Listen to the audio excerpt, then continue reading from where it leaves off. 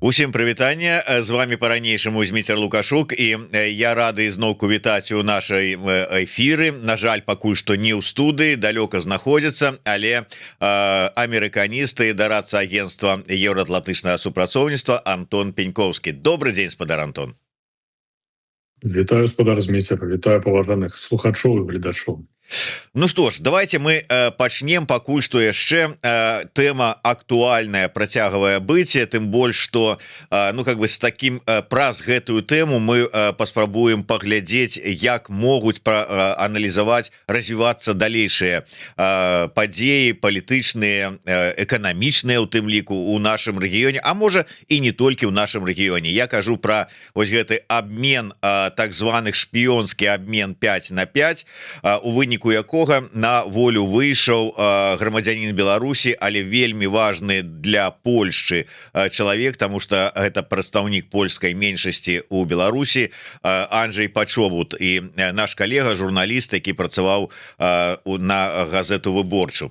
Так вось, не абышлося, хоць гэта, як я уже сказаў, абмен быў шпіёнскі 5 на 5, с аднаго боку КДБ лукашэнкаўская, з другого боку, ну, на першым плане с АБВ, польскія служба знешняй разведкі займалася гэтым справам, але прысутнічаў і Джон Коул. То бок без амерыканцаў нічога, нават абмен шпіёнамі зараз у свеце не можа адбыцца. Ну, прынамсі, в нашым рэгіёне не можам, дакладна. Асабліва, калі гэта тычыцца Лукашэнкі, альбо калі гэта тычыцца расійскага кіраўніцтва. Мы памятаем, вось 2 гады таму быў таксама такі досыць добра падрыхтаваны, шмат месяцаў падрыхтаваны абмен шпіёнамі таксама з Расіяй, і тады паўстала пытанне ад польскага грамадства, а чаму там не быў уключаны спадар Пачобут, бо гэта сапраўды было б неяк вельмі зручна включыць яго гэтую перамоўную групу. І вось зараз мы бачым, канешне, у нейкіх такіх меншых маштабах. Я б не назваў гэта вось цалкам так хімічна чыстым шпіёнскім абменам, бо не ўсе людзі, якія там былі, сапраўды з'яўляюцца шпіёнамі, удзельнікі гэтага абмена.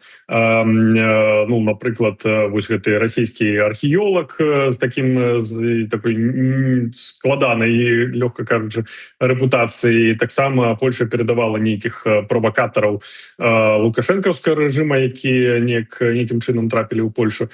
Але ж сапраўды тут мы зноў-такі назіраем, як амерыканскі бок вельмі добра зрабіў сваю справу, як яны вось гэтымі кулуарнымі прамовамі дамагліся таго, што фактычна лічылася немагчымым і альбо занадта складаным. То бок па такіх ускосных сведках мы ведаем, што рэжым Лукашэнкі дамагаўся нейкага адносна высокага візіту польскіх прадстаўнікоў у Беларусь на ўзроўні прыблізна намесніка міністра, каб вось яму перадаць Пачобута, нейкіх іншых палітвязняў, такім чынам прарваўшы палітычную дыпламатычную ізаляцыю з боку Польшы. Мы бачым, што польская адміністрацыя на гэта не пагадзілася, бо гэта занадта такі складаны, рызыкоўны, у тым ліку і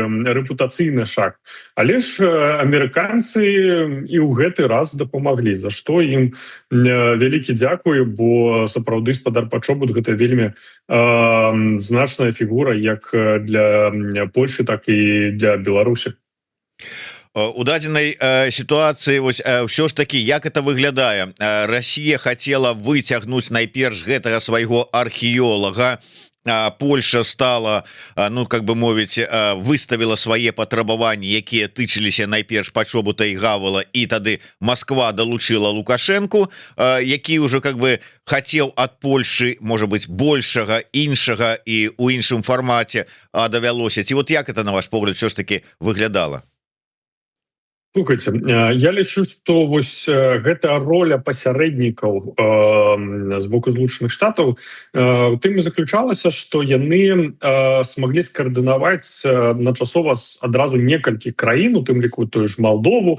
Падаецца, там яшчэ гучала роля Казахстану, там нейкі казахскі грамадзянін, калі я не памыляюся. І вось сам працэс гэтых абменаў у пэўным сэнсе гуманітарны працэс, калі мы кажам пра вызваленне палітзняволеных, апошнім часам гэта адзін з прыярытэтаў бягучай амерыканскай адміністрацыі. Тут не толькі гаворка ідзе пра наш рэгіён. На Блізкім Усходзе мы таксама ведаем, што амерыканскія прамоўнікі вельмі так актыўна працуюць наконт вызвалення зняволеных у тым рэгіёне. Вось, але ж я не лічу, што гэта быў імпульс з боку расейцаў. Я не лічу, што гэты археолог был настолькі важный, альбо гэтыя шпіёны былі настолькі важныя. Усё ж таки я не лічу, што фармаванне гэтага спісу ўсё ж таки было ініцыявана Масквой. Мы зноў-таки тут трошачку схіляемся ў спекуляцыі, але ж мы можам узгадаць вось гэтую дыскусію колькі ўжо амаль 2 гады таму падчас таго ўжо славутага абмена шпіёнамі, калі паўстала прозвішча Пачобута, які тады не быў включаны. І таксама мы можам узгадаць восень мінулага года, калі падчас візіту намесніка міністра замежных спраў Польшы ў Вашынгтон, ён таксама сустракаўся са спадаром Колу, дзе адмяркоўваліся польскія грамадзяне і важныя асобы для Польшчы, якія зараз на той момант, прабачце, знаходзіліся за кратамі ў Беларусі. То бок мы бачылі літаральна, як польскія міністэрства замежных спраў працуе наўпрост з амерыканскай дэлегацыяй, каб яна лабіявала інтарэс Польшчы і уключала гэты інтарэс Польшчы у вось гэтай перамовы з рэжымам Лукашэнкі. Але ж, канешне, мы маглі б чакаць і чакалі вось прозвішча Андрэя Пачобута убачыць у спісах вызваленых вось падчас гэтых шараговых ужо візітаў амерыканскай дэлегацыі ў Менск. Але ж тут мы убачылі, як сістэма дала трошачкі збой, як яна трошачка змянілася, і адбыўся гэты ўсё ж такі больш тэхнічны абмен у пэўным сэнсе палоннымі, калі Польша змагла прадставіць вось свой спіс, які пэўным сэнсе зноў-такі цікавіў як Маскву, так і афіцыйны Менск, і так атрымалася зарабіць трошачку хутчэй, чым як мы можам зноў-такі спекуляваць планавала амерыканская адміністрацыя вызваліць усіх до конца гэтага году. І мы б убачылі Анджэя Пачобута таксама вызваленым у шэрагу іншых. Але ж вельмі добра, што гэта адбылося раней, нават на тыдні раней, гэта ўсё роўна важна. Але ж я б тут яшчэ звярнуў увагу на такую тэхнічную дэталь, якая мне падаецца важнай, пра якую мовіўся спадар Коул. Калі мы ўзгадываем самыя першыя візіты амерыканскіх дэлегацый у Менск, яны былі у вялікім, па вялікаму рахунку неўпэўненыя у тым, як добра пройдзе вось гэты перамоўны працэс з Лукашэнкам, як ён себе будзе паводзіць, ці будзе ён так напрост хаміць альбо падрабаваць немагчымага. Але ж ўсё ж такі мы убачылі, як гэтыя візіты сталі рэгулярнымі.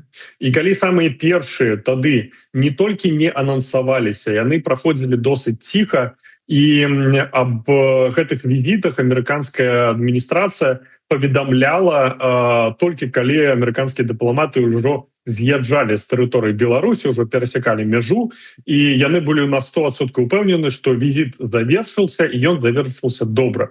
То бок аніякіх анонсаў у той момант не адбывалася, гэта было б немагчыма, бо быў вельмі нізкі ўзровень даверу да рэжыму Лукашэнкі, што ён себе будзе неяк добра паводзіць, калі можна так сказаць.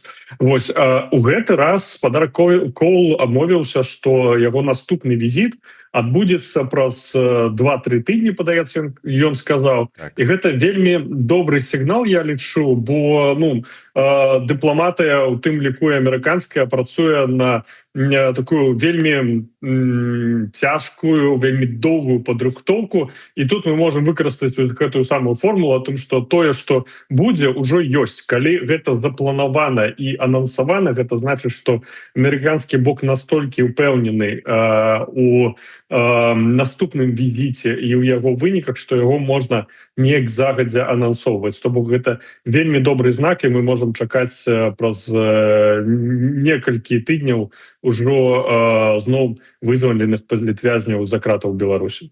Але Антон, вы можа быть чыталі ці слухали арыгінал прамовы Коула, дзе ён казаў пра вось гэты свой візіт, анансаваў яго. Як там дакладна прагучала наконт спадзеваў Коула вызваліць якую колькасць? Таму што тое, што я бачыў ці зразумеў, там было, ён сказаў, што там некалькі чалавек у нас, спадзяемся, атрымаецца вызваліць. То бок некалькі чалавек на фоне папярэдніх лічбаў ужо гучыць неяк так не вельмі, а на фоне заяў пра вялікую здзелку такі ввогуле ці як там оно гучала насамрэч, як это можна ўспрымаць?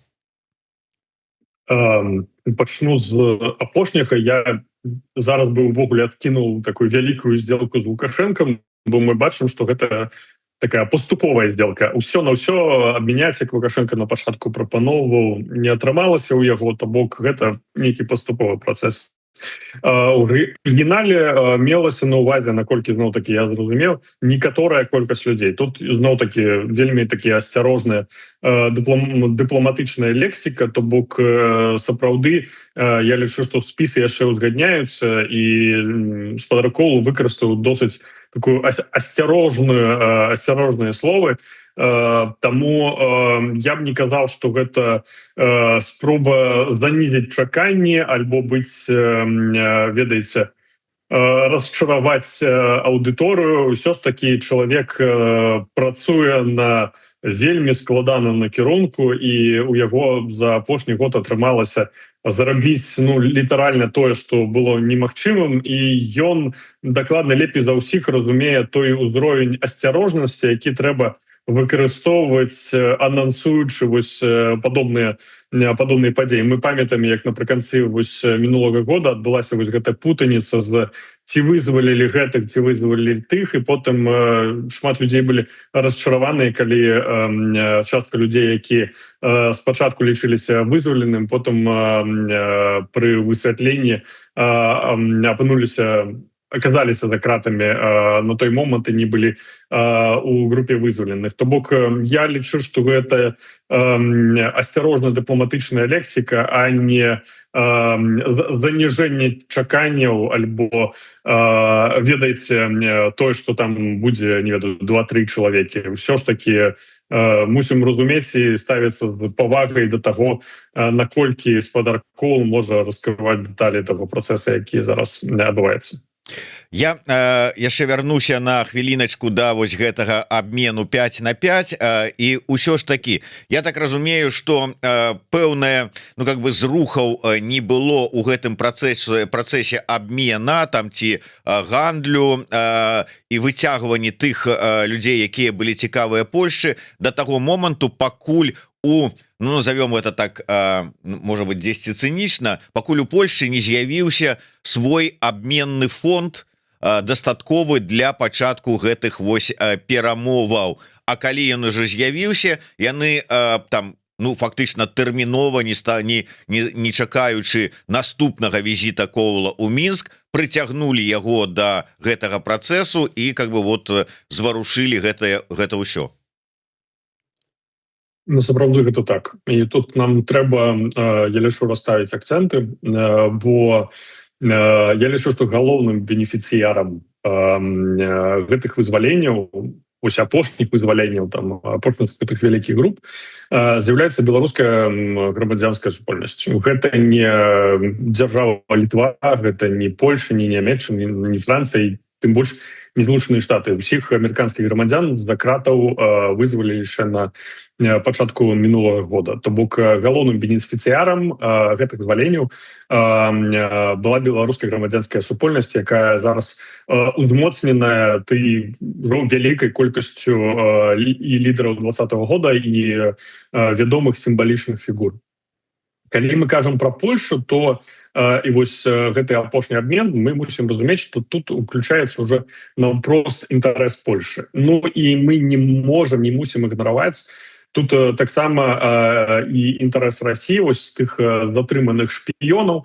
І я лічу, што мы хутчэй за ўсё недзе хутка альбо калі ў негатыўным сцэнары праз гады даведаемся трошачку больш пра вось склад гэтага абменнага спісу, бо мне ён падаецца вельмі дзіўным. Ён трошачку контрлагічны, ён не вельмі гамагенны, то бок там і спадар пачобут, там і нейкі расійскія выведнікі, нейкія правакатары і так далей. То бок гэта не класічны абмен там шпіёнаў альбо закладнікаў, альбо то бок гэтыя спісы яны трошачку нероўныя з абодвух бакоў, яны трошку не гамагенныя, і сказаць, што гэты працэс быў нейкім хуткім і ён будаваўся толькі на тым, што у Польшы з'явіўся гэты абменны фонд, я лічу трошачку зарана. Хацелася б пачакаць яшчэ пэўны час, каб даведацца трошки больш. Магчыма, тая ж расійская прапаганда можа нам распавесці вось пра гэтых сваіх герояў, якіх вызвалілі з польскай тэрыторыі яны. Я гэта іранічна кажу, разумееце. Вось, і магчыма, там у нас будзе нейкая дадатковая ускосная інфармацыя, дзе мы можам даведацца вось як гэта все складалася. Але ж зноў-такі вяртаючыся, я лічу, што галоўным каардынатарам гэтага працэсу былі Злучаныя Штаты, і мы мусім спадзявацца, што каманда спадара Коула будзе пашырацца, яго паўнамоцтвы будуць пашырацца, і вось той працэс, які зарэкамендаваў ужо сябе, які выглядае як добра падрыхтаваны і працуючы ўжо досыць доўга, будзе працягвацца і будзе падтрымлівацца амерыканскай адміністрацыяй усімі магчымымі рэсурсамі. Я чаму звярну увагу на тое, што вось Польшча ўсё ж таки там нешта назбірала пэўнага там і фонду, і там атрымала, узмоцніла свае пазіцыі, і да, звярнулася да ЗША і прыватнасці каманда Коула, ён асабіста сталі галоўнымі каардынатарамі працэсу. Але я да чаго, ці не дае вось гэтае сам вось гэты абмен шырокі спадзеваў, што зараз будзе не толькі вось, ну, назовем это умоўна, я ведаю, што вам не падабаецца гэты тэзіс, перамоўны трэк Вашынгтон-Мінск, але і будзе яшчэ паралельна ці сумесна, ці пры там, скажем, каардынацыі з амерыканцамі яшчэ пэўны трэк еўрапейска-беларускі. Я гэтага не выключаю, бо калі мы паглядзелі на гэтую карціну яшчэ год таму, сітуацыя з беларуска-еўрапейскіх стасункаў шырока, з еўрапейскім звязам і з суседнімі краінамі, той жа Польшай, Літвой, выглядала адначасова і вельмі складана, і, прабачце, па свайму дызайну вельмі проста. То бок у еўрапейскіх краінаў, суседзяў Беларусі, той жа Польшай, Літвы, не было ніякіх стымулаў, не было ніякіх але, каб распачынаць нават нейкія такія закулісныя кантакты з рэжымом Лукашэнкі альбо увогуле абмяркоўваць. Тут мы можам узгадаць заяву спадара Наўседы, якую, я лічу, цяжка было б уявіць там пару год таму яшчэ, калі ставіліся нейкія умовы. Вось калі, прабачце, я зараз недакладна цытую, месяц не будуць ляцець шары ў боку лініі, тады мы... Да, 4 тыдні, да, 4 пазіцыі, да. Калі не будуць летець, то мы можам размаўляць. То бок умоў увогуле не было, гэта цалкам было немажліва, бо немагчыма было уявіць нейкія умовы, калі б літоўскі ўрад нават разглядзеў бы гэты працэс, неяк паглядзець у бок афіцыйнага Мінску і штосьці за кулісамі, не за кулісамі з імі абмяркоўваць. Тут ужо пачынаюцца канкрэтны, досыць канкрэтны, калі мы кажам пра Літву, ўжо умовы. То бок гэта пэўным сэнсе сігнал, які не варта ігнараваць, які не варта лічыць нейкім, не ведаю, просто рыторыкай, і гэта досыць сур'ёзна. З боку Польшы таксама мы ведаем, што вызваленне Пачобута з'яўлялася адным з краевугольных камянёў у бягучых стасунках афіцыйнага Мінску з Польшай. Таму тут пэўныя зрухі сапраўды могуць адбыцца. Агульнаеўрапейская палітыка, хутчэй за ўсё не, бо яна працуе па значна іншым механізмам, і яна па сваёй структуры значна больш павольная, таму яна не можа неяк штурхнуцца ў нейкі бок, вось абапіраючыся на нейкія такія тактычныя змены, бо зноў-такі брусельская бюрократыя працуе значна больш павольна і увогуле па іншай сістэме, таму агульная еўрапейская пазіцыя, я лічу, што здесь хутчэй за ўсё не будзе змяняцца. Але калі мы кажам тады пра вось гэты трек Варшава-Мінск, наколькі гэта ізноўку такі можа быць толькі гуманітарны перамоўны нейкі працэс, ці ўсё ж таки можа ўжо і налажвацца спробы там налажвання адносінаў там эканамічных, можа там палітычнае нейкае там пацяпленне, не пацяпленне, но ўсё ж таки пэўная разрадка. Гэта зараз вельмі складана ўявіць. То бок тут мы мусім убачыць вельмі канкрэтны і прагматычны інтарэс, асабліва калі мы кажам пра эканоміку. Зноў-такі, прабачце, я выкарыстаю тут прыклад Літвы. Тут мы можам убачыць такі наўпроставы інтарэс, калі мы узгадаем той же Калій. І чаму гэта гаворка ўвогуле паўстала, калі самі Злучаныя Штаты убачылі свой інтарэс у беларускім Каліі, і мне не падабаецца, калі кажуць, што Злучаныя Штаты там ажыццяўляць нейкі ціск на літоўскі ўрад, але дастаткова гэта узгадаваць у размовах з літоўскім чынавенствам, каб яны ўвогуле разумелі, што сітуацыя змяняецца, і тут можа з'явіцца нейкі амерыканскі інтарэс. З Польшай гэта складаней уявіць, але ж мы мусім разумець, што зараз Польша ставіць вельмі вялікім прыярытэтам уласную бяспеку на беларуска-польскай мяжы. Я лічу, што калі ўвогуле адкінуць неяк вось гэтыя кулуарныя кантакты наконт бяспекі, нейкага абмену інфармацыі, на што мы можам разлічваць, альбо што можна, гаворка пра што можа зараз неяк штурхнуцца, гэта адкрыццё памежных пераходаў і зноў-такі магчымасць людзям перасякаць межу. То бок гэта можа быць адным з самых першых таких наўпроставых інтарэсаў, які могуць абмяркоўваць Мінска-Варшава. Што датычна эканамічных інтарэсаў, зноў-такі існуюць агульнаеўрапейскія санкцыі, і Польша, як адзін з ініцыятараў бягучага падыхода да Беларусі, хутчэй за ўсё не будзе так драматычна змяняць сваю пазіцыю. Адначасова з гэтым трэба вельмі уважліва назіраць за бягучым польскім урадам, які паводзяць сябе досыць прагматычна. Яны прымаюць вельмі шмат, вельмі прагматычна, калі так асцярожна казаць, рашэння ў сваёй унутранай палітыцы і таксама ў міжнароднай палітыцы. Таму я не выключаю нейкай такой доўгатэрміновай перспектыве і нейкіх зменаў на беларускім накірунку, але зноў-такі гэта нават не пытанне нейкіх там сярэднетэрміновай перспектывы, гэта нейка такой больш далёкі замах.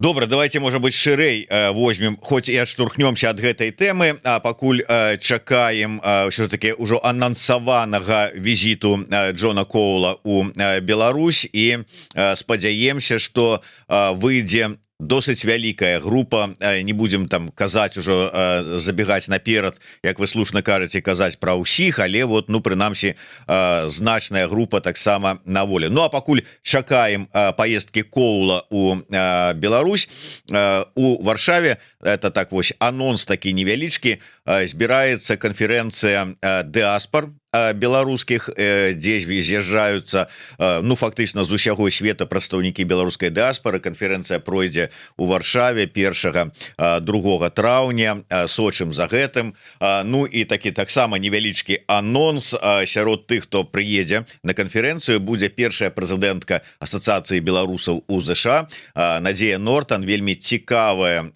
дзяўчына, вельмі цікавая досвед мае. У яе будуць такі ладзіцца спатканні з беларусамі у Варшаве 4 траўня, у Кракаве 6, у Беластоку, здаецца, 13. Раю ўсім не прапусціць і сустрэцца з Надзеяй, каб даведацца пра досвед жыцця і дзейнасці амерыканскай беларускай дыаспары. І далей про амерыканскае жыццё. Що ж таки, Антон, я глядзеў потым, вот як прыйшла навіна пра вызваленне Анджэя Пачобута, ну, чарговы палітвязень на волі, пры пасярэдніцтве ЗША, Джон Коул ізноўку. І з аднаго боку кажуць: от, дзякуй Трампу, нарэшце яшчэ адзін палітвязень беларускі на волі.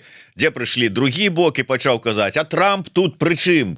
Трамп ввогуле не ведае, дзе тая Беларусь знаходзіцца. Дапліваць ему на палітвязняў і беларускіх, і па ўсім свеце. Ён ввогуле вон Украіну с Іранам пераблытаў, это самае, і гэтак далей. Трамп ўсё ж таки пры справе ці не? Навошта яму, ці ёсць яму цікавасць да вось гэтага працэса вызвалення палітвязняў у Беларусі? Ну, глядзім найперш мы са свайго беларускага глобуса, але вы адзначылі, што і ў іншых рэгіёнах ён таксама нібыта, ну, ён, ці ўсё ж таки не ён, ці там без яго ўжо, але клапоціцца пра вызваленне людзей. Так, ну, вы взяли вельмі шырокую рамку, сапраўды, але калі мы кажам пра Дональда Трампа як кіраўніка выканаўчай улады ў Злучаных Штатах, ну, я лічу, тут увогуле нема некага абгрунтавання для нейкіх спрэчак. Гэта відавочна, што Дональд Трамп як кіраўнік досыць вялікай каманды спрычыняецца да вызваленняў зняволеных па ўсім свеце. Яго увогуле прэзідэнцтва пачалося з таго, што вызваляліся амерыканскія грамадзяне, у тым ліку і ў Беларусі, і ў Расіі, і на Блізкім Усходзе. Вось тады была шэраговая фаза палестына-ізраільскага канфлікту і гэтак далей. Амерыканцы выцягваліся з Паўночнай Карэі і гэтак далей. Гэта адзін з такіх, ведаеце, каштоўнасных прыярытэтаў каманды Дональда Трампа. Гэта было актуальна яшчэ падчас яго першай кадэнцыі. Тут мы мусім узгадаць самы канец яго першай кадэнцыі восень 2020 года, калі у Беларусі таксама быў за кратамі амерыканскі грамадзянін, які дапамагаў камандзе Сергея Ціхановскага згодна з абвінавачваннямі беларускага боку, які таксама быў вызвалены пры пасярэдніцтве тагачаснага дзяржсакратара Пампео. То бок наўпрост тэлефоннымі званкамі спадара Пампео беларускі бок адпусціў гэтага амерыканскага грамадзяніна. І увогуле мы мусім разумець, што каманда Дональда Трампа праводзіць вельмі актыўную, праактыўную палітыку адносна Беларусі. Яна можа не ва ўсім падабацца, яна можа быць дзесьці камусьці падабацца неслушна і гэтак далей, але немагчыма адмаўляць таго, што гэта палітыка праактыўная. Калі мы параўнуем з палітыкай Джо Байдена, яна была накіравана больш на ізаляцыю ізаляцыю рэжыму Лукашэнкі, падтрымку беларускай дэмакратычнай супольнасці ў выгнанні, але ж ніякіх таких арыгінальных, не ведаю, смелых крокаў дзеля вызвалення людзей, дзеля паляпшэння сітуацыі ў Беларусі тады не прымалася. Я таксама мушу нагадаць, што спадарня амбасадар Фішер, яна ж Дэвіс, якая была спецпрадстаўніцай амерыканскага ўрада для беларускіх дэмакратычных сілаў у выгнанні, якая працавала ў Вільні, першапачаткова была намінавана Дональдам Трампам як амбасадарка ЗША ў Беларусі. І дзякуючы увогуле працы першай адміністрацыі Трампа, іх праактыўнаму падыходу, на беларускім накірунку працавала значна больш людзей. Каманда, якая працавала, амерыканскіх дзяржслужбоўцаў, якая працавала па Беларусі, яна пашыралася, і гэта давала магчымасць беларускім дэмакратычнай супольнасці больш актыўна і больш рэзультатыўна лабіяваць свае інтарэсы у тым жа Вашынгтоне, не кажучы ей, канешне, вось пра тое, што адбываецца зараз. То бок, канешне, не трэба тут нейкіх досыць смелых фантазіяў казаць, што Беларусь з'яўляецца адным з самых галоўных прыярытэтаў Дональда Трампа ў бягучы момант. Мы бачым, колькі ў яго зараз праблем па ўсіх накірунках, там шараговыя замахі на яго і гэтак далей. Вось, але тое, што пытанне Беларусі трымаецца ў праактыўным модусе, гэта відавочны факт. Гэта, прабачце, квантытатыўна вымяральна па колькасці людзей, якія былі вызвалены літаральна працай амерыканскіх дзяржслужбоўцаў.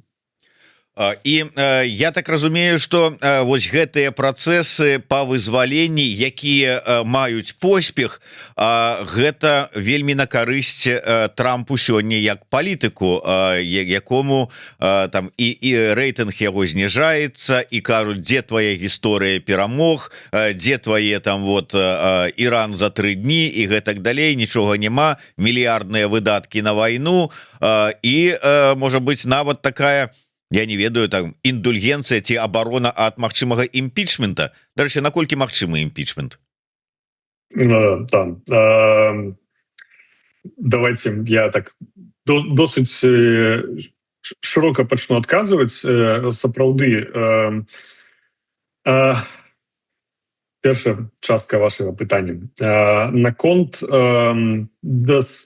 нейкіх дадатковых перамог, сапраўды мы бачым стылістыку маўлення Дональда Трампа, колькасць войнаў, які ён спыніў згодна з уласным меркаваннем і гэтак далей. Ім амерыканскай адміністрацыі за першыя 2 гады трэба было, і дагэтуль трэба паказваць вельмі хуткія, лёгка зразумелыя, перш за ўсё амерыканскім падаткаплатнікам, амерыканскім выбаршчыкам вынікі. Гэта тычыцца падатковай сістэмы ўнутры Злучаных Штатаў, сістэмы галасавання, выдварэння тых жа нелегалаў, чаго чакала частка электарата, якая галасавала за Трампа, і гэтак далей. У тым ліку праактыўная пазіцыя Дзярждэпа ЗША, які мусіць займацца вось абаронай, перш за ўсё абаронай інтарэсаў амерыканскіх грамадзян за мяжой, але таксама ажыццяўленнем інтарэсаў амерыканскага грамадства зноў-такі за мяжой. Мы бачым, што каманда Дональда Трампа не трымае вось гэтае вызваленне як свое самыя першыя відавочныя дасягненні, але ж гэта тое, што немагчыма аспрэчыць з каштоўнаснага пункту гледжання, што сапраўды гэта добра, што чым займаюцца амерыканскія дыпламаты, калі так наўпрост сказаць. Яны вызваляюць закладнікаў. Ці гэта добра? Простаму амерыканскаму падаткаплатніку лёгка адказаць на гэта пытанне. Так, гэта чым мусяць займацца годныя людзі на на зарплаце у амерыканскіх выбаршчыкаў. Вось таму безумоўна тут не трэба спрачацца. Амерыканцы выконваюць тую тактыку, якая прывядзе да хуткіх перамог, якія можна потым паказаць амерыканскім выбаршчыкам. Адносна імпічмента, так сапраўды мы перад эфірам трошачку закранули гэтую тэму. Чаму я гэта узгадаў перад эфірам нашай з вами перапісцы, таму што апошнім часам і сапраўды падчас гэтага вызвалення спадара пачобута, гэтага шпіёнскага абмену, умоўна кажучы, меня трошачку здзівіла рэакцыя частцы каментатараў, не толькі беларускіх, але ж і беларускіх у тым ліку, якія, мне падаецца, чакаюць імпічмента Дональда Трампа нават трошачкі больш, чым імпічмента Лукашэнкі. То бок падаецца, што Дональд Трамп, нават ажыццяўляючы годную, я лічу, і выніковую палітыку адносна Беларусі, чамусьці лічыцца амаль што галоўным ворагам у сусветнай палітыцы для беларускай грамадзянскай супольнасці. Вось такое у меня меркаванне склалося, чытаючы некаторыя допісы. Але ж мы мусім зразумець, што калі адбудзецца імпічмент амерыканскага прэзідэнта, калі амерыканскае палітычнае жыццё, вось асабліва напрыканцы гэтага года, вводзе у такую стадыю турбулентнасці, безумоўна, уся ўвага будзе сканцэнтравана на тым, што адбываецца ў вашынгтонскім палітыкуме.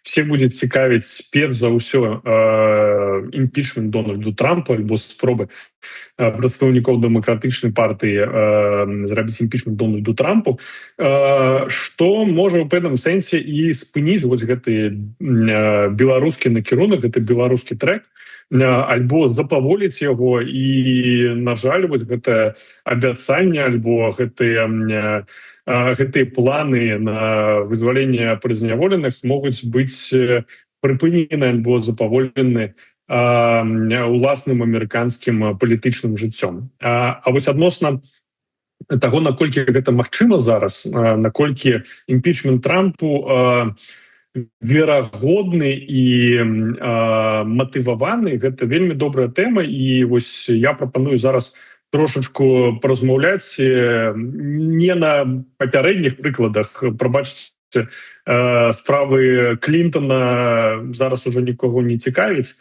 а вось наколькі зараз палітычна мэтазгодна для амерыканскага палітыкума будзе імпічмент ужо трэці у кар'еры Дональда Трампа, імпічмент зноў пасля выбараў у канцы 26-го года. І што, наколькі выгадна, невыгадна, то бок як это працуе, можа спрацаваць у дадзеным выпадку?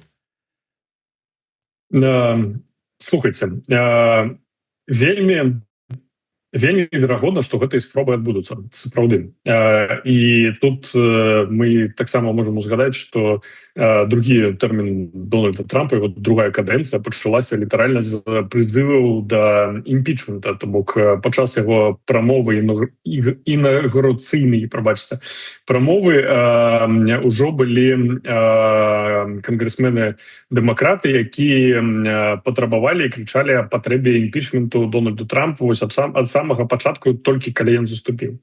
Вось, але калі мы уважліва паглядзім на сам працэс, які у пэўным сэнсе досыць хуткі, то бок калі рэспубліканцы атрымаюць паразу на наступных выбарах і страціць альбо адно, альбо абедзве палаты амерыканскага кангрэсу, то мы можам убачыць досыць цікавую альтэрнатыву. То бок, безумоўна, можа абвесіць Дональду Трампу імпічмент. Напрыклад, калі палата прадстаўнікоў будзе мець больш прыхільнікаў дэмакратычнай партыі, то сапраўды нейкае абвінавачванне, а падставу для інтэрпрэтацыі за апошнія полтора гады, амаль што полтора гады, прабачце, Дональд Трамп даў вельмі шмат, гэта вельмі верагодна. Але ж згодна з тым, як працуе амерыканскі ўрад, альтэрнатывай Дональду Трампу можа быць віцэ-прэзідэнт спадар Вэнс, які, я мяркую, досыць слушна выконвае у пэўным сэнсе такую ролю грамадвода з боку з прыхільнікаў як дэмакратычнай партыі, так і частцы рэспубліканцаў, якія парушаюць партыйную дысцыпліну, крытыкуючы тыя ці іншыя рашэнні на бегучы момант. Але ж калі працэдура імпічмента адбудзецца нават досыць хутка, на што давайте так возьмем умоўна 3-4 месяцы, амаль што паўгады, то на наступны дзень пасля адхілення Дональда Трампа на наступныя 2 гады прэзідэнтам стане Джей Ді Вэнс, які мае вельмі такую цікавую рэпутацыю з боку прыхільнікаў дэмакратычнай партыі. Мне нават цікава, хто з'яўляецца такім большым злом у іх вачах, ці сам Дональд Трамп, ці малады неокансерватар Вэнс. То бок, і, канешне, ёсць механізмы і па яго адхіленню, але ж гэта будзе ўжо ўспрынята як штосьці, што ўвогуле пагражае інтарэсам рэспубліканскай партыі, што ўвогуле можа пагражаць усёй палітычнай сістэме Злучаных Штатаў. То бок, такі падвойны імпічмент адзін за другім, гэта тое, што не мае прэцэдэнтаў і што вельмі цяжка ўявіць. То бок, зараз мы можам убачыць вельмі цікавую сітуацыю, калі сапраўды ёсць досыць высокія шансы, што рэспубліканцы страцяць альбо одну, альбо 2 палаты ў кангрэсе. Калі гэта будзе палата прадстаўнікоў, так, яна можа прагаласаваць і пачаць працэдуру імпічмента, то бок абвінавачванні. Там існуе толькі 3 падставы для імпічменту. Гэта хабар, гэта здрада дзяржавы, альбо гэта трэцяе нейкія велізарныя злоўжыванні альбо парушэнні, што можа трактавацца вельмі шырока. Але ж калі гэта працэдура будзе сапраўды выкарыстана не як спроба палітычнай барацьбы, не як спроба абмежаваць магчымасці Дональда Трампа кіраваць амерыканскай дзяржавай, то бок связаць яму рукі і прымусіць яго накіраваць усе існуючыя рэсурсы на внутриамерыканскі вось гэты палітыкум, на барацьбу з прадстаўнікамі дэмакратычнай партыі, на вось гэты уласныя разборкі. Гэта можа прывесці да таго, што гэта працэдура ўвогуле ператварыцца у палітычнае шоу, якая усім будзе зразумела, што не мае дастатковага абгрунтавання і не будзе мець дастаткова шансаў на сваё выкананне. Ну і зноў-такі у Дональда Трампа падчас яго першай кадэнцыі ў 19 годзе і ў 21 на самом прыканцы яго першай кадэнцыі ўжо адбывалася 2 спробы імпічмента, якія ён падчас сваёй прадвыбарчай кампаніі выкарыстоўваў як прыклад не вельмі слушнай такой бруднай палітычнай барацьбы з боку сваіх апанентаў, што было у значным сэнсе добра ўспрынята яго мэтавай аўдыторыі. То бок, 3-й імпічмент у яго кар'еры становіцца яшчэ менш верагодным. А вось наколькі